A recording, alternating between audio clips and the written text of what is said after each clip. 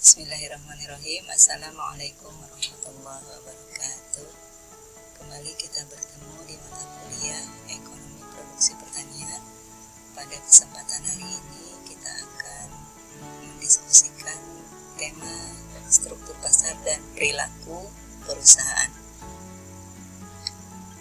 Setelah mengikuti materi ini, diharapkan mahasiswa semua bisa memahami jenis-jenis struktur pasar dan bagaimana perilaku perusahaan dalam struktur pasar tersebut.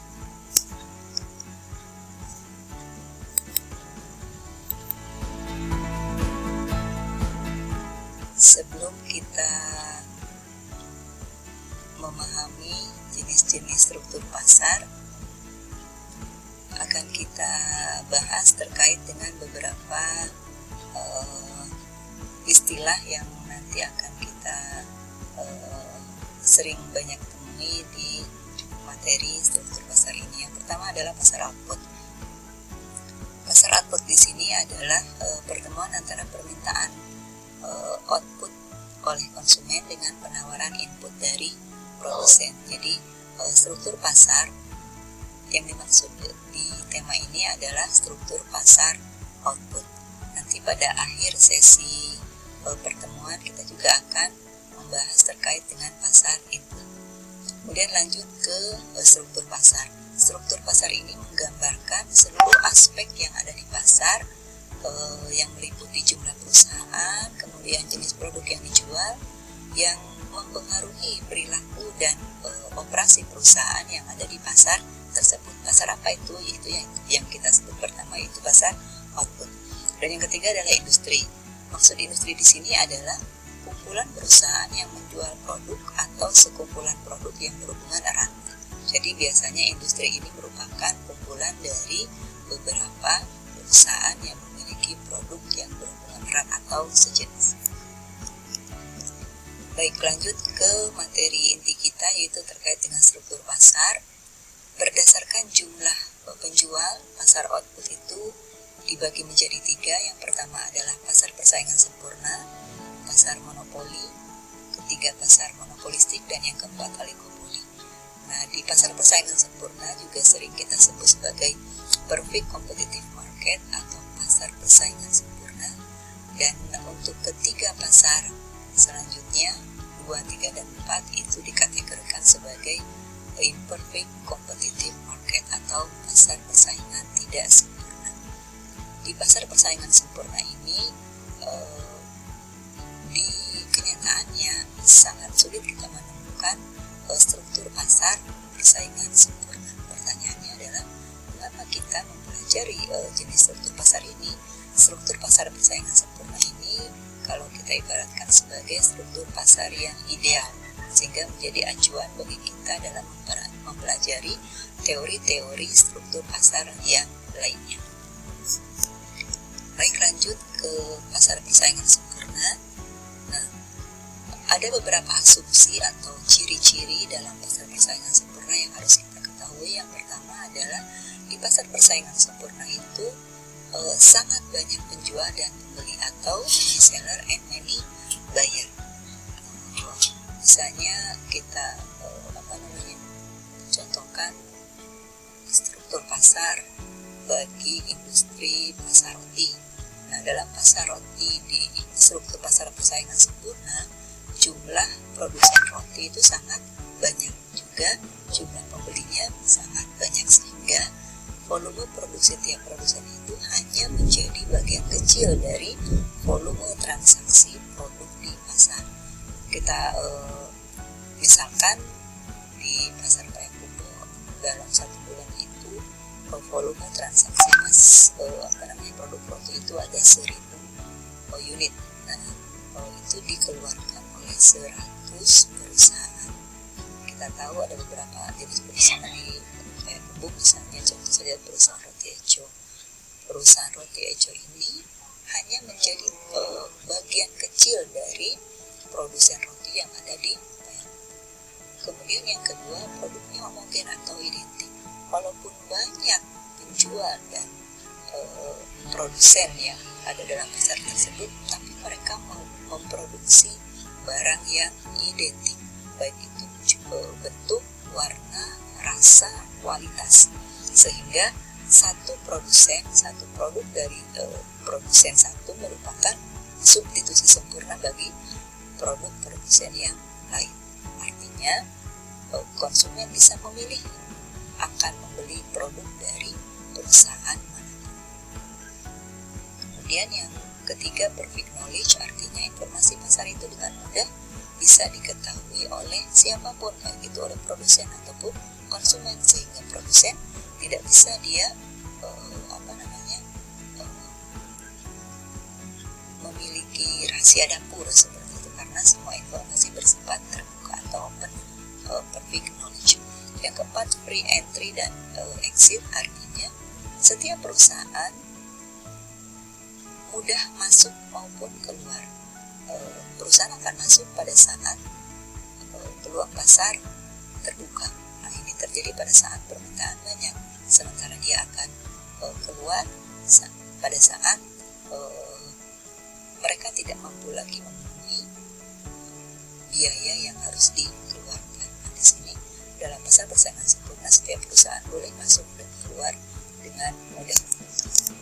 Berikutnya adalah produsen merupakan price taker, artinya harga di pasar itu bukan ditentukan oleh produsen, tapi ditentukan berdasarkan keseimbangan antara permintaan dan penawaran. Pada posisi harga berapa, jumlah produk berapa, itulah yang akan diterima oleh produsen. Jadi produsen tidak menetapkan harga. Kalau harga di pasar, kalau harga pertemuan di pasar 5.000, ya seperti itulah harga roti yang ada di pasar yang diterima oleh perusahaan. Lanjut, yang keempat cirinya adalah kurva permintaan yang dihadapi oleh produsen adalah garis lurus horizontal. Nah, ini menurut teori permintaan dan penawaran, yang namanya demand atau permintaan, kurvanya berbentuk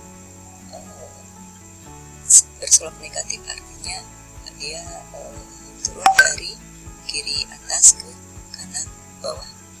Sementara dalam kurva permintaan di pasar persaingan sempurna, dia bersifat garis lurus atau berbentuk garis lurus. Mengapa seperti itu? Nah, itu akan kita pelajari selanjutnya. Kemudian asumsi yang ketujuh adalah maksimasi profit sebagai posisi equilibrium, artinya posisi keseimbangan itu, posisi keseimbangan yang dicapai itu akan memberikan profit yang maksimal bagi produsen. Jadi di sini produsen tidak bisa mempengaruhi harga, mereka hanya akan menentukan berapa jumlah output yang diproduksi yang akan menghasilkan profit yang maksimal. Oke, lanjut ke pasar persaingan sempurna, bagaimana bentuk kurvanya. Tadi dikatakan pada poin ke-6 bahwa salah satu ciri atau asumsi dari pasar persaingan sempurna itu kurva permintaannya berbentuk horizontal. Sementara kalau menurut ilmu teori permintaan, yang namanya kurva permintaan itu memiliki slope yang negatif, ya, seperti di sini. Nah, ini sudah saya buat coret-coretannya. Ini adalah kurva demand seperti yang di sini, ya. Nah, kalau menurut kalau berdasarkan kurva permintaan perusahaan berbentuk horizontal, tapi ketika dalam industri, kurva permintaan industri, dia masih tetap mengikuti hukum permintaan dan penawaran yang berlaku. Nah, dari grafik ini dapat kita lihat bahwa pada pasar persaingan sempurna, harga di sini ini adalah misalnya $10 atau 10.000, ya, ini adalah price, ini adalah harga, Q ini adalah kuantitas atau jumlah output. Nah, keseimbangan terjadi misalnya di sini.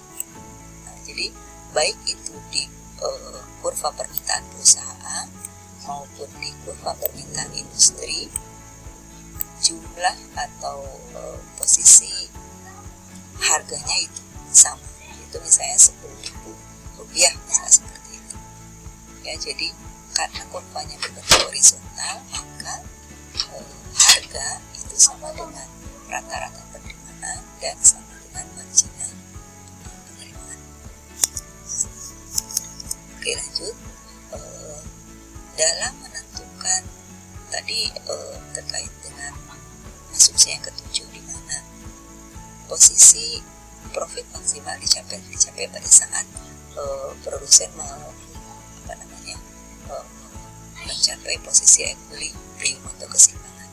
Ada dua pendekatan dalam menentukan kapan produsen mencapai posisi equilibrium. Pertama adalah melalui pendekatan total. Nah, pendekatan total di sini ada dua pendekatan total. Yang pertama adalah total revenue dan yang kedua adalah total cost. Total revenue adalah seluruh pendapatan yang diterima oleh perusahaan, sedangkan total cost adalah seluruh biaya yang dikeluarkan oleh perusahaan. Nah, posisi keseimbangan terjadi atau posisi laba maksimum akan diperoleh perusahaan pada saat jarak atau selisih antara total revenue dengan total cost ini berada pada jarak yang paling jauh atau paling maksimal. Nah, kalau kita lihat dari gambar ini, kita lihat di sini ada Q1, di Q2, kemudian ini adalah posisi equilibrium. Jika produksi kurang dari Q1 atau lebih dari Q2, maka dikatakan rugi atau loss. Kenapa? Karena coba kita lihat di sini. Nah, di sini total cost dia lebih tinggi daripada total revenue, sehingga dikatakan perusahaan mengalami kerugian. Jika produksi pada titik yang berada di Q1 pas pertemuan antara total cost dengan total revenue, maka perusahaan berada pada break even point atau titik impas. Sementara jika produksi pada QA, maka perusahaan akan memperoleh laba maksimum. Kenapa? Karena total biaya berada pada posisi yang paling rendah di sini. Nah, sementara ini total revenue. Jadi ini adalah jarak maksimum. Nah, jarak maksimum inilah yang dikatakan sebagai posisi equilibrium perusahaan, di mana perusahaan di pasar persaingan sempurna akan memperoleh laba yang maksimum. Itu adalah pendekatan total. Nah, cara yang kedua untuk mengetahui posisi laba maksimum perusahaan di pasar persaingan sempurna melalui pendekatan marginal. Di sini karena seperti tadi disampaikan di grafik pasar persaingan sempurna, pada pasar persaingan sempurna kurva permintaannya berbentuk horizontal, sehingga harga itu sama dengan marginal revenue. Marginal revenue itu adalah tambahan pendapatan yang akan diperoleh perusahaan ketika dia menambah satu satuan output. Nah, dalam pendekatan marginal itu, kapan perusahaan akan memperoleh laba maksimum? Laba maksimum akan diperoleh perusahaan apabila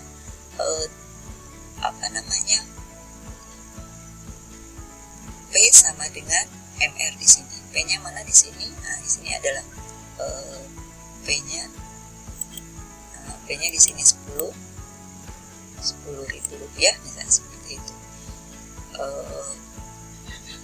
Keseimbangan tercapai pada saat P sama dengan MR. P-nya mana? P-nya adalah ini. Kemudian MR-nya di sini. Ini adalah MR. Kemudian kita lihat garis lurus yang memotong kurva FC. Jadi melalui pendekatan marginal, keuntungan maksimum dicapai pada saat P sama dengan MC. Nah, MC-nya mana? MC-nya adalah di sini, sehingga ini adalah merupakan titik equilibrium bagi perusahaan. Jadi berdasarkan pendekatan marginal ini dapat diketahui bahwa keuntungan maksimum dicapai pada saat pertemuan antara harga dengan marginal cost. Mungkin ini saja dulu yang bisa saya sampaikan. Akan kita lanjut ke video yang kedua. Terima kasih atas perhatiannya. Assalamualaikum warahmatullahi wabarakatuh.